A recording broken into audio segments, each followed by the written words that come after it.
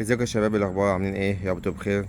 طبعا يعني انا طالع بس كده كان بقى ايه باختصار كده شديد عن موضوع الزمالك والمشاكل اللي فيه وعشان الناس تصدقني لما قلت ان يعني على طول بقول حتى في عز ما كسبنا الدوري قلت اوعى حد يفتكر ان احنا خدنا الدوري عشان عندنا مركز اداره. احنا الدوري ده معجزه ليه؟ عشان انت عندك كزمالك يكون عندك مركز اداره، ولا وانت كمان ما عندكش، انت عندك الناس اللي موجودين في مركز اداره حاليا من اغبى ايه دول، اغبى الناس وافشل الناس. فشل في كل حاجه، فشل في كل حاجه. طب اخدنا الدوري ازاي؟ ده خدنا الدوري زي ما قلت بكده احنا بالحمد لله بالصدفه، عشان ربنا هو اللي عاوز كده، وعشان خاطر الجماهير الغلبانه دي، وعشان خاطر كابتن المرحوم محمد صبري. لكن غير كده احنا مفيش اداره. قمه في الغباء، وهو ده اللي انا طالع اعلق عليه، وقمه في كل حاجه. وبطلب من الرئيس عبد الفتاح السيسي، وبطلب من اي حد مسؤول في البلد ان يحاسب الناس دي، مجلس اداره نادي الزمالك ومجلس اداره نادي الاهلي. الاتنين بيتنافسوا في الغباء والفشل واهدار المال العام. انا عايز اعرف ازاي اساسا الناس زي دي ما تحاسب، ما حدش بيحاسبها، ما حدش حبسها، ما حدش يعني اهو انا كلامي واضح، سواء مجلس اداره نادي الزمالك او مجلس اداره نادي الاهلي. ازاي الناس دي لغايه دلوقتي اصلا ما حدش حاسبها على اهدار المال العام في الصفقات الفشنك والقرف واللي بيحصل ده كله؟ انا مش فاهم. حاجه تقرف والله العظيم، وقمه في العبث وقمه في الغباء. ناس بتتفنن ان هم يعملوا ايه اهدار مال العالم. يعني لما يبقى الزمالك المجلس الحالي كمان اللي جاي ده، لما قعد يقول لك عاملين فيديو الشهير بتاعهم العزبه راحت لما كسبوا. وطبعا انا كنت واحد من الناس اللي شجعتهم، قلت اخيرا خلصنا من مرتضى منصور، واخيرا هيبقى في مجلس منتخب ومحترم، واخيرا وكنت متعشم. لكن الناس دي من ساعه ما جت مش ممكن. صفقات في اول حاجه لما جابوا ال 20 30 صفقه اللي جابوهم في اول الموسم، مش عارف ايه جابوا كام، مش عارف 12 صفقه. كانوا برضه اربعه منهم كويسين وباقي في شنك. كانوا مين؟ احمد حمدي وعبد الله سعيد ومحمد شحاته وناصر ماهر. بعد كده جابوا بعد كده مش عارف برضه تلات اربع صفقات. كانت صفقه بس هي لما جابوا بنتايج والوينج العالمي اسمه ايه ده، الواد البولندي ده مشلاك ومش عارف ايه وايه، وعمر فرج برضه هو، بس كلهم زفت ما عدا واحد بس كان بنتايج.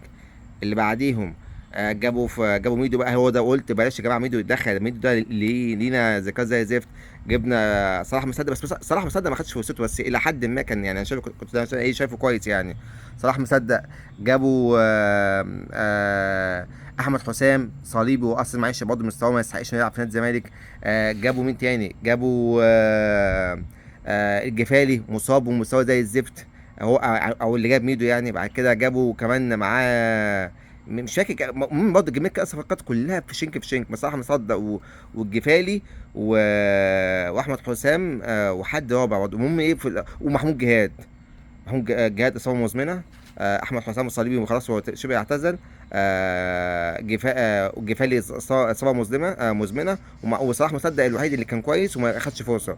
ولما جه يلعب اللي هي الموسم اللي جاي مع صفقات جون ادو، قال لك لا مش هيلعب عشان ده ايه، ده جاي من صفقه ميدو، وجون ادو عاوز يجيب صفقات ويلمعها. جون ادو بقى احنا الناس بتقول عليه، هو مش انا يعني، الناس بتقول عليه جامد ومش عارف ايه، جايب برضه 11 صفقه كلهم في شنك الا اربعه.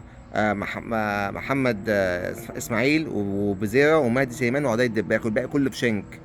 ادي اللي احنا برضه خدناه من. المهم يا جماعه ان مش المصيبه مفيش حد في الزمالك بيتعلم، كل شويه اخطاء، نفس الاخطاء نفس الغباء، ونجيب زبين صفقه وفي الاخر مفيش حد فيهم بينفع غير 3 4، وفي الاخر انت اساسا ولا عارف تدفع لناديهم ولا عارف تدفع للعيب نفسه. فبالتالي انت بايه القضيه بتبقى بدل قضيه واحده لا بتبقى الدبل.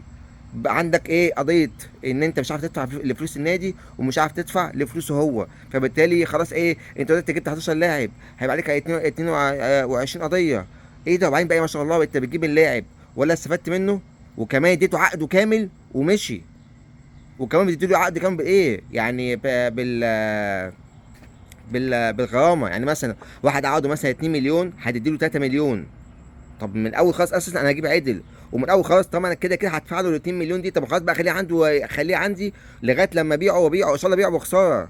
لكن ان انا ادفع يعني اجيب لعيب، شوف كام لعيب جه اخد عقده بالكامل ومشي، وبياخدوا ايه يعني مثلا انا لو عقدي بمضي معاك كنادي الزمالك ب 2 مليون، باجي اخده وانا ايه، انا لعيب حمار شلمف. فاهم؟ شلمف ما بعرفش حاجه بكره القدم. اجي امضي معاك عقد ب 2 مليون، اقعد شهر شهرين تمشيني اخده ب 3 مليون. وفي احلى من كده نادي؟ وفي احلى من كده زبون؟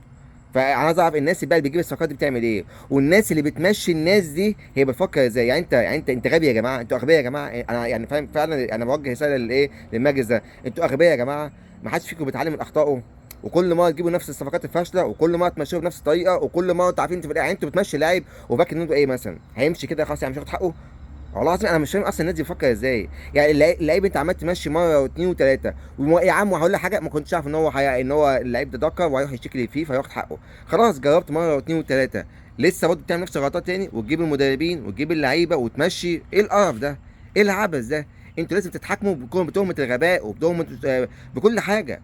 والله العظيم انتوا بقول لكم انتوا لو اهلاويه مش هتعملوا فينا كده يعني. وانتوا اكيد اهلاويه، انتوا برضه ما هو الاهلي برضه بيعمل نفس الغباء، بيجيب لا بس الاهلي عنده ناس اللي بتسد بقى. الفرق ما بين الاهلي والزمالك ان الاهلي عنده اللي بيدفع فلوسه. يعني النادي الاهلي عنده بس اتنين مدربين بس ولا ثلاثه جايبين اكتر من عاملين زفت غرامات اكتر من الزمالك عاملها في 18 قضيه. انتوا متخيلين يا جماعه؟ وبرضه محدش بيتكلم، بس النادي الاهلي عنده اللي بيدفع له، الزمالك ما عندوش. مش كده بس احنا مفضوحين، وهم دلوقتي هيتفتحوا برضه فاهم قريبين. النادي الاهلي برضه بيخلص. والعبد لله الحمد لله لما طلع قال لك ان حسين الشحات وكوكا وفلان وفلان وفلان، كل الكلمه انا قلتها طلعت صح. ولسه اهو، ولسه هيطلع كمان وكمان، ولسه حسين الشحات مش هيجدد غير بياخد ال 50 اللي قلت عليها. ولسه كوكا كل ده ايه. وفي الاخر ايه، الاقي واحد بيب جهلاوي متخلف يقول لك انت راجل كداب وبتالف. يا ابني بالف ايه يا ابني؟ وانا يا ابني زيك. فايه انا الحمد لله العبد لله هنا، سواء حاجه غلط على الزمالك او الاهلي بطلع اقول. ما بطبلش لحد، مش زيك كده هفضل اطبل الاداره، لا مفيش. انا اكتر واحد والناس كلها شايفه ايه، اكتر واحد هاجمت انت منصور. واكتر ورغم ان انا كنت بدافع عن المجلس ده في الاول، اول ما جه كنت متوسم فيه خير، بس اول ما غلطوا خلاص بالجزمه ياخدوا ويتحاسبوا. ايه المجلس الزفت ده؟ وانا بقول لك اهو، وقلتها وبقولها مره واثنين وثلاثه، المجلس ده لازم يتحاسب، سواء الاهلي او بتاع الزمالك، لازم الناس دي تتحاسب. ما هو دول ما اتحاسبوش بعد كل المهازل دي، هم والنادي الاهلي. طب خلاص بقى، ما اي حد يجي يسرق ويعمل ويطبل خلاص، ما هتبقى ميغا. والله العظيم هتبقى ميغا. عرفنا امتى بقى، امتى الناس دي ما هو لو واحد اتحاسب واتحط في السجن وتعلم الادب، الكل هيجي يلتزم. والكل هيجي قبل ما يجيب الصفقه واثنين وثلاثه هيفكر الاول الصفقه دي صح ولا لا. ولو جاب صفقه مثلا فاشله تبقى صفقه واحده ولا اتنين بالكتير، ويخليها لغايه لما يشوف لها صفر ويبيعها او يدفع من فلوسه. مش يلا مشيه وهات غيره وبعد كده يروح يشتكينا ونشوف نعمل ايه وبعد كده ندفع. ايه ده؟ ايه ده؟ ايه القرف ده؟ والله العظيم حسبي الله ونعم الوكيل في كل واحد فيهم، سواء بقى في الاهلي وفي الزمالك برضه. ما هو الاهلي برضه ما هو الجمهور برضه اكيد زعلان على اللي بيحصل فيه. طبعا كده ما يهمنيش هم كلهم يروحوا في 60 داهيه، بس انا بتكلم برضه يعني بما يرضي الله. والله العظيم واحد قرف، ودي فلوس بلد. الدولارات اللي عماله تخش دي هي بلد اصلا ناقصه خراب وناقصه قرف. عشان كده انا عايز اعرف فين السيسي، فين رئيس مصر يتدخل في الموضوع ده ويشوف الناس دي بتعمل ايه ويحبسها. هي الناس دي فوق القانون؟ ده كميه عبث مش ممكن يعني.